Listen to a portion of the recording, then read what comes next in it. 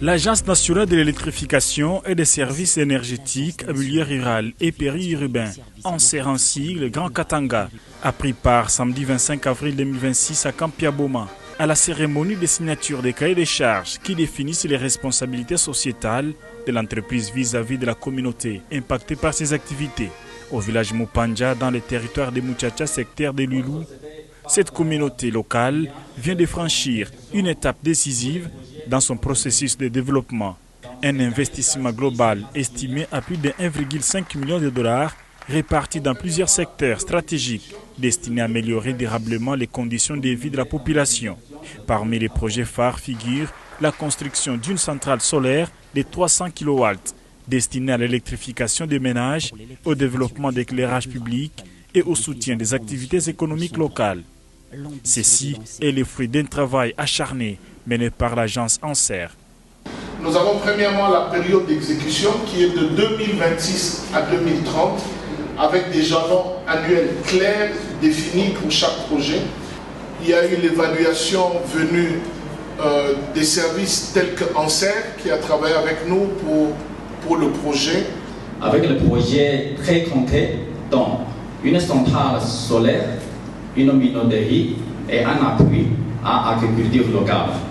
Appelé à d'autres charges, Mike Ilunga, directeur de Anser Katanga, était représenté à cette cérémonie par Mme Elise Mankou Kisimba, chargée de développement socio-économique, sauvegarde environnementale.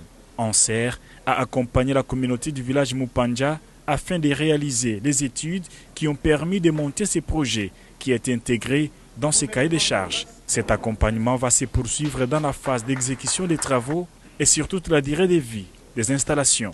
Après la cérémonie, Mme Elise félicite l'agence d'accompagner cette communauté jusqu'à ce stade.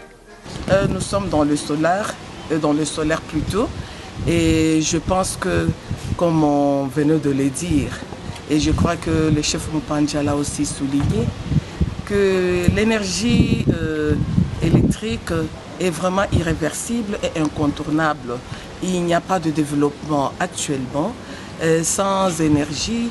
Je pense que EDF, dans sa présentation, l'a bien souligné qu'au-delà du solaire, il y aura des services énergétiques tels que dans l'appui de la minoterie et d'autres services de transformation alimentaire.